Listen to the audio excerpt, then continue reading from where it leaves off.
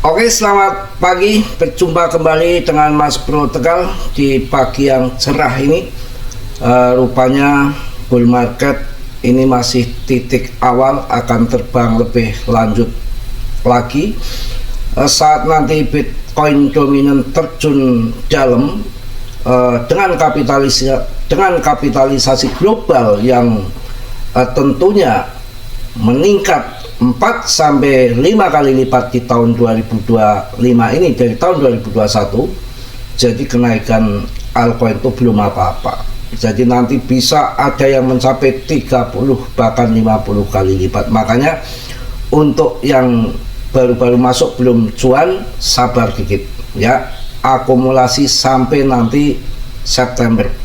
Ya, itu stop sampai September itu udah akumulasi stop. Jadi Oktober, November, Desember itu udah waktunya panen. Yang masuk di Oktober, Desember, November itu udah masuk di harga pucuk menurut Mas Bro begitu. Kalian tetap dior ya, riset sendiri dalam bermain kripto berisiko tinggi, bisa cuan betul jadi orang kaya. Kalau kalian pinter juga bisa habis-habisan kalau kalian ngawur cara bermainnya, asal-asalan ataupun ngasal ya. Selamat saya bahas 3 hari ini menghasilkan cuan yang luar biasa. Sehari aja kemarin sampai 114% untuk koin SPK SEPAR ya. Saya akan memberikan pengetahuan untuk mengenai koin SEPAR perbandingan dengan koin PP. Kalau koin PP adalah koin yang sudah menjadi koin blue chip, koin elit, koin emas tersembunyi. Dengan pasarnya sudah luas, volumenya sudah gede. Dari retail, paus, megalodon, bahkan institusi sudah tidak ragu masuk PP, bahkan akan menjadi raja meme coin dan akan menjadi besar dan bermasa panjang. Untuk SEPAR itu masih jual mimpi, kita main game. Makanya yang di grup saya sampaikan masuk jangan lebih dari $100. Kalau terjadi apa-apa nggak sampai kita nangis di pojokan. Kalau terbang tinggi 10 kali lipat, saya rasa akan mudah masuk. 1 juta kan bisa dapat 10 juta, itu kan udah besar ya. Mau garong di mana uang segitu ibaratnya begitu. Yang mana saya tertarik dengan SEPAR kemarin kan banyak teman-teman yang ingin cari cuan. Tolong Mas Bro, saya kasih koin lagi selain PP yang ada potensi apa. Saya pilih SEPAR. Habis pre-sale, habis airdrop penjualan, turun dalam. Pada waktu itu turun sampai 40%, kalau enggak 50% lah, sekitar itu, kurang lebih dikit gitu. Habis itu langsung saya share di grup, saya bahas juga di YouTube, saya selingi waktu bahas PP itu saya cara meriset Mas Bro begitu. Saya cek ke bawah sini, wah market cap-nya masih kecil, di bawah 1 triliun. PP kan sekarang udah hampir 100 triliun. Jadi market cap-nya itu seper-100-nya dari PP, artinya belum sampai 1 triliun.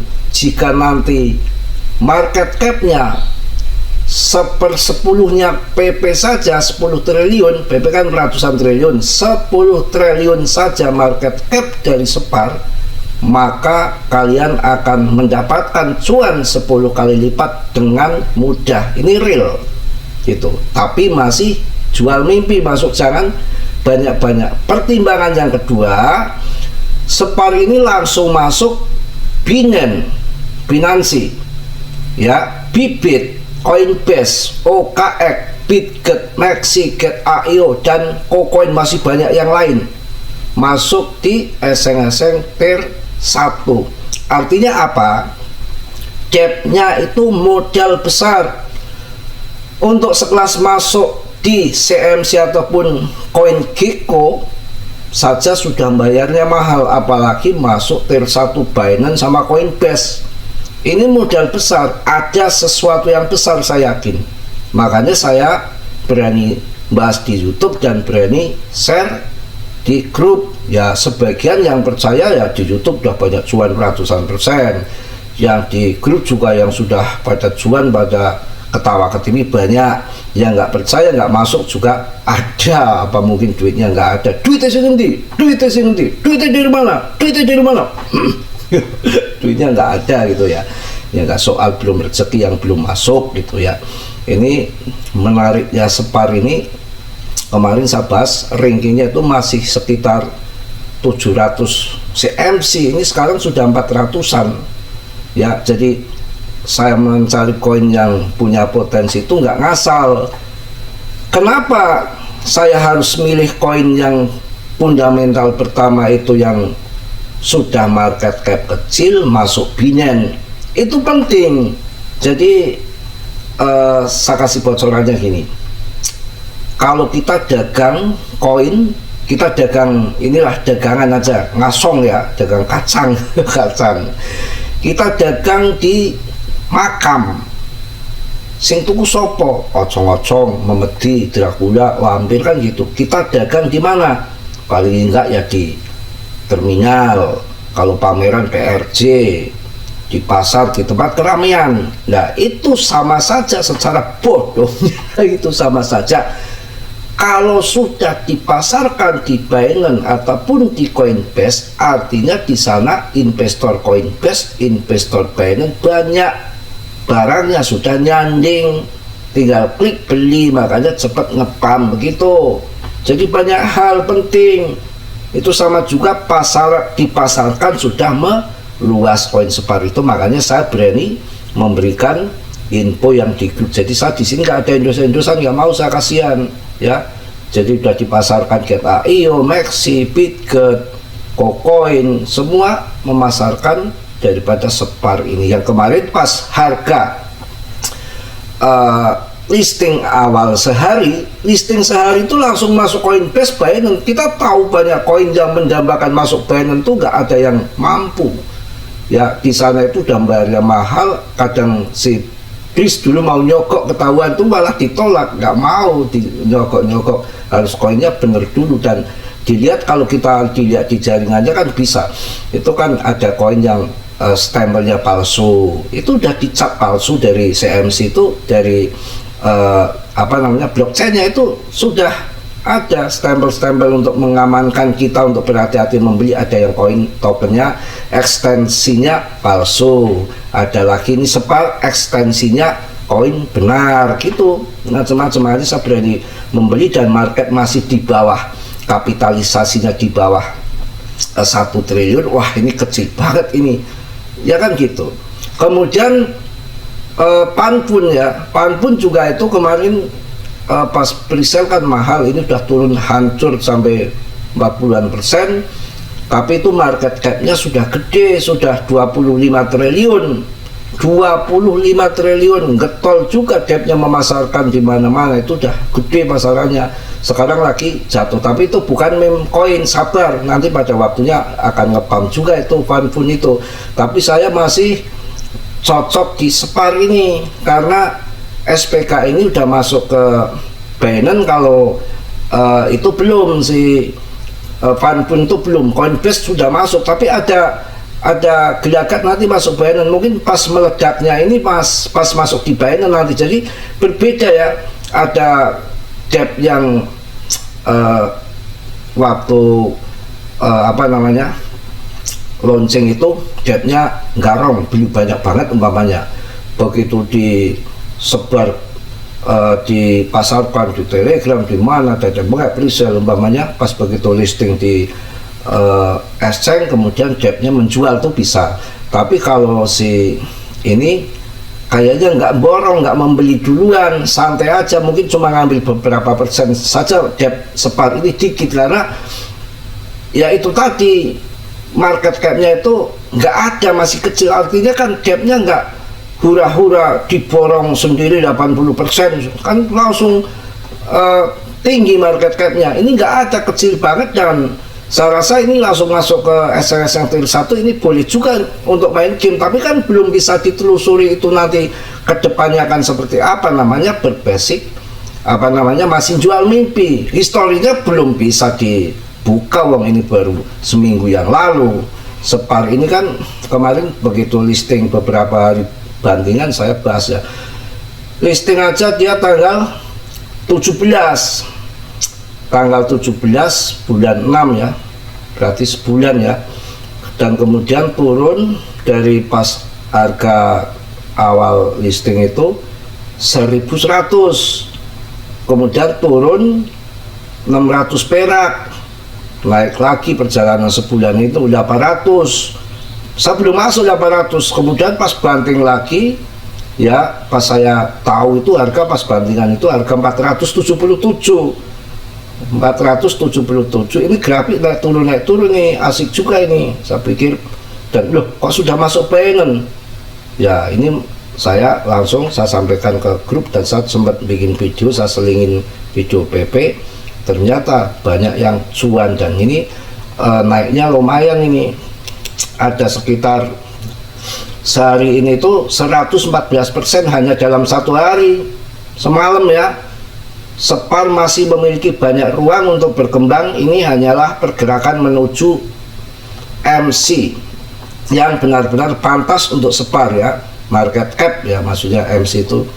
Saya pikir masih ada potensi 2 kali dari sini jika saya melihat penurunan dalam sebelum bull run yang sebenarnya jadi siklus ini dimulai. Saya akan melipat gandakan SPK posisi saya, maksudnya untuk membeli lagi. Jadi ini masih bisa naik 2 kali lipat lagi. Jadi kalau 2 kali lipat lagi kan market capnya cuma 3 triliun kecil, saya rasa akan masuk 10 triliun nanti ini.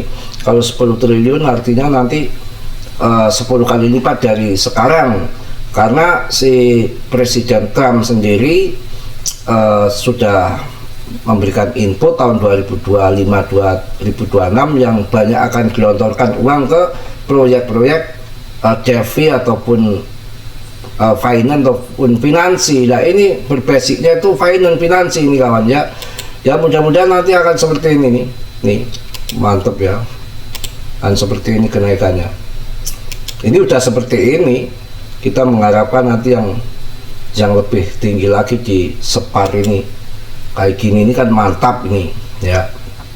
Nah itu mengenai bahas untuk pembahasan Separ, tetapi koin Separ ini masih punya potensi karena masih 1,3 triliun. Kalau sampai 5 triliun ya 5 kali lipat, 7 triliun 7 kali lipat, 10 triliun ya berarti nanti naik 10 kali lipat. Jadi masih kecil banget, baru listing sebulan yang lalu. Jadi kalian kalau Mas Bro membeli yang sudah presale pas lagi hancur itu, pas kemarin turun tuh, kalau pas lagi koin-koin promo presale airdrop, saya nggak mau nanti tetap turun. Mereka banyak yang punya koin nggak jelas, tahu-tahu dijual, kita habis di situ. Tapi ini risiko yang mau masuk sendiri ya, saya nggak tanggung jawab karena belum ada histori ya.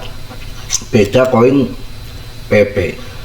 Kalau PP jangan kalian ragukan, PP itu udah market capnya sudah gede, nggak akan bisa scam ataupun rupul ya, tetap akan bermasa panjang. Seperti Dogecoin ini kan terbang lagi, walaupun itu koin meme karena komunitasnya sudah kuat, holdernya sudah banyak, holder satu cuan, ngomong-ngomong sama yang lain, masuk lagi semua orang begitu ya, akan jadi terbang itu. Kalau PP nggak perlu takut, sekarang 5 triliun per video ini saya bahas, rankingnya juga di top CLC papan atas 26, 25 di situ-situ aja. Belum waktunya nanti terbang pam gila-gilaan akan tertuju, karena di sini investor PP itu bukan kaleng-kaleng. Ini bukan koin kaleng-kaleng ya, jadi sekelas Presiden Trump, si GZ Biden, Vitalik juga, Justin Sun, BlackRock, hampir pelaku-pelaku kripto itu mengenal si PP. ya udah menjadi fenomena yang luar biasa ataupun emas tersembunyi. Beda koin SPAR ini kan belum begitu dikenal gitu, cuma belum begitu dikenal tapi sudah masuk pasaran di Binance sama di Coinbase, artinya orang pada tahu, oh maksudnya volume di sana besar, orang yang mau beli, investor Binance dan Coinbase tuh ibarat sudah disuguhkan di situ gitu loh, udah ada barangnya gitu. Kok jadi kelepotan Mas Bro itu ya. PP kita bahas PP. Kalau PP saya udah nggak ragu, dan investasi terbesar saya ada di PP ya. Ya kalau melihat di sini nih 0,008 nolnya 3 kemudian 8, wah 1 rupiah lewat ini, mantep ya. Saya rasa nanti akan seperti ini, nanti PP ini akan seperti ini, sudah menjadi koin yang tidak bisa diragukan lagi. Nanti ada berita yang penting untuk PP, perlu kalian pelajari, nanti akan saya kasih info ya. BlackRock juga di sini berperan juga kawan. PP akan seperti ini kawan, kan pump ya. BlackRock pun di sini nggak tanggung-tanggung, hari kemarin tuh borong besar-besaran ETH akan pump. ETH itu belum sampai harga tertinggi, baru belum, juga belum sampai 70 juta, belum, itu akan sampai ratusan juta. Ini PP itu kalau breakout ya kayak gini itu udah ya cuan luber. Nanti ada info-info fundamental PP yang sangat menarik, perlu kalian simak, sabar ya, perlu kalian simak, sangat bagus banget untuk kalian pahami supaya yakin di PP, jangan ragu ya. Ini PP menunjukkan akumulasi terus kawan. Jadi PP itu lagi diakumulasi, menyamping terobosan akan segera terjadi. PP saat ini akan terjadi terobosan pantulan yang besar kawan ya, nggak usah kita takut-takut.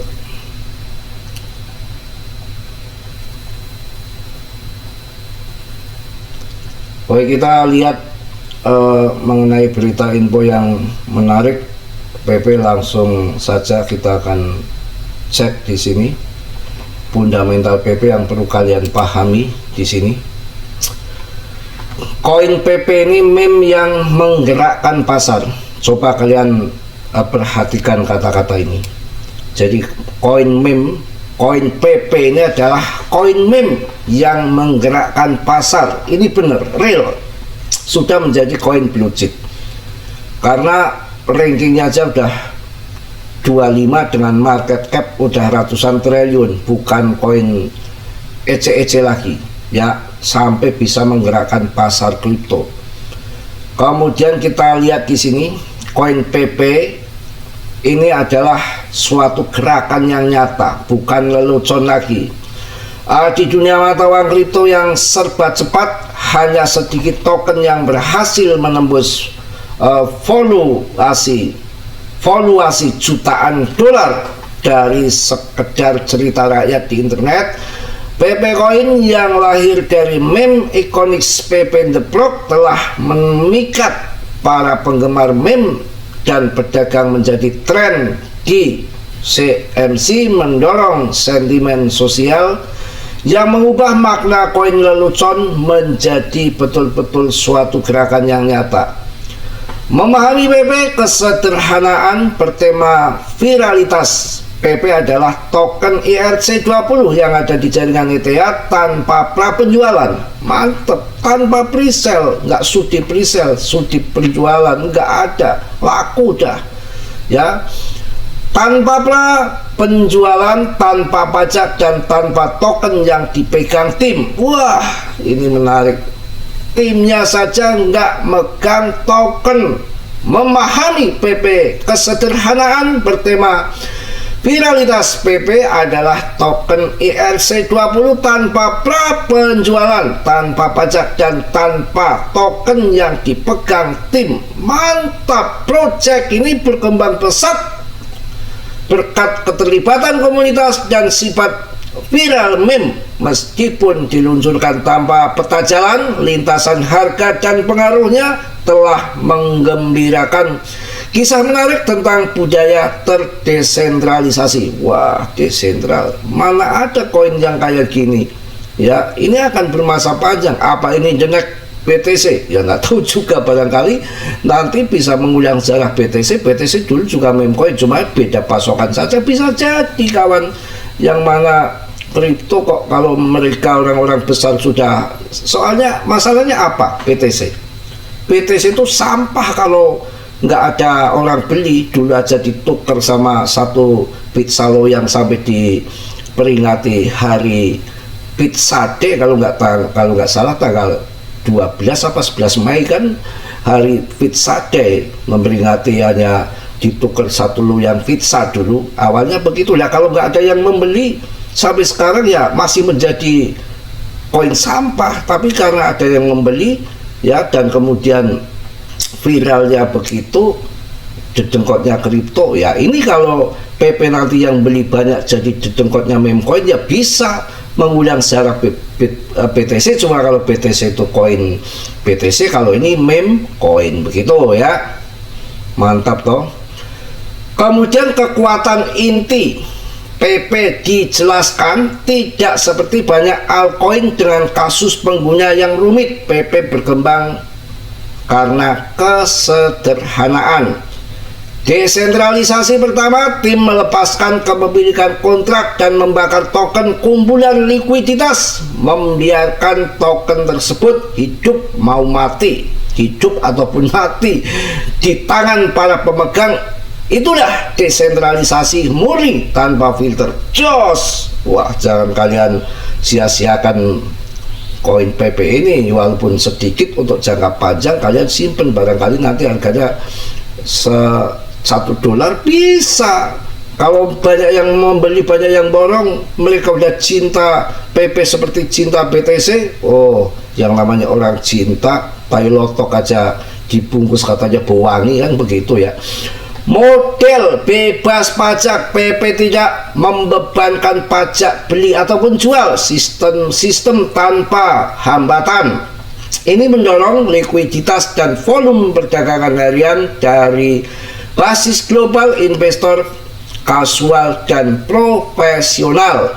Dukungan bursa yang kuat, PP terdaftar di bursa-bursa terpusat ataupun tier 1 utama seperti Binance, KuCoin, OKX, dan lain-lainnya. Daftar seperti ini biasanya disediakan untuk proyek-proyek yang lebih mapan, menunjukkan pengaruh perintah PP yang sangat luar biasa. Momentum viral dan identitas merek PP lebih dari sekedar meme, ia merupakan identitas budaya dalam dunia kripto. Meme dapat berbicara lebih lantang daripada white paper, dan PP adalah bukti nyatanya. Mantep ya, jos pokoknya. Mengapa PP menjadi tren saat ini? Musim koin meme yang kembali bergulir telah membuat PP kembali relevan. Berikut alasan kembalinya menjadi sorotan. Minat retail yang menguat, investor baru melihat PP sebagai titik masuk dengan hambatan rendah dan potensi keuntungan yang besar. Social boost, influencer kripto, halaman meme, dan utas komunitas ramai dengan unggahan terkait PP memicu rasa takut ketinggalan, FOMO di kalangan mereka yang pertama kali ikut serta maupun yang terlambat. Aksi harga dengan pergerakan harga yang menunjukkan konsistensi dalam kisaran kapitalisasi pasar 700 juta US dollar dan volume dalam 24 jam yang tinggi. PP menunjukkan stamina. Wah, mantap kawan, luar biasa ya. Udah panjang video ya. Ini nggak perlu diragukan untuk PP kawan. Sentimen pasar, apa kata pembeli? Suara optimis pemegang melihat PP sebagai Shiba ataupun Doge berikutnya. Wah, bisa jutaan persen dong. Shiba dan Doge kan jutaan persen ya. Banyak investor bertaruh pada kekuatan sosial PP untuk mendorong momentum jangka panjang. Wah, mantep jangka panjang. PP. Wah, semua PP kawan. Oke, kita lihat juga di Bitcoin dominan juga ini sangat menarik. Dominasi Bitcoin mingguan volume bearish tertinggi dalam beberapa tahun. Jadi kalau lihat di sini kemarin udah tertingginya udah mampu dijebol di 67, kemudian turun nanti terendahnya kalau lihat di titik bottom ini ke bawahnya longsornya itu sampai 50 sesuai dengan prediksi saya 49 50 lah. 50 nanti 54 53 sudah kalian mulai jual ya. Sekarang aja masih di 60, kalau turun ke 55 sudah RP1 itu si apa namanya PP udah lewat ya. Jadi paham ya, kita jelasin dikit di sini. Minggu ini indeks dominasi Bitcoin mencatatkan sesi volume bearish tertinggi sejak Februari 2021 lebih dari 4 sampai 5 tahun. Minggu ini kita menyaksikan aksi bearish terkuat sejak Juni tahun 2022. Kita dapat mengatakan bahwa pasar bullish altcoin tidak hanya sepenuhnya terkonfirmasi tetapi juga sudah berlangsung. Kita sudah mengalami musim altcoin terbaik sejak tahun 2021, tetapi ini masih awal. Ini baru permulaan kawan. Wah, ini baru permulaan. Dominasi Bitcoin diperkirakan akan menghasilkan penurunan terkuat dalam beberapa tahun terakhir, dan ini hanya terjadi ketika altcoin berada pada posisi ultra bullish. Mungkin itu aja yang saya bahas untuk pagi hari ini. Tetap semangat, tetap yakin. Ucapan Mas Bro, jangan kalian apa namanya telan mentah-mentah. Mas Bro hanya memberikan info sebatas yang saya tahu, selebihnya kalian riset sendiri ya. Karena dalam bermain kripto berisiko tinggi, bisa cuan mendadak, bisa ancur-ancuran mendadak. Risiko ditanggung penumpang kalian sudah gede. Mungkin itu aja yang positifnya kalian ambil, yang buruknya kalian tendang. Kiranya sudilah yang belum subscribe untuk mensubscribe, yang sudah saya ucapkan banyak-banyak terima kasih. Salam dari Tegal Mas Bro. Wassalamualaikum warahmatullahi wabarakatuh.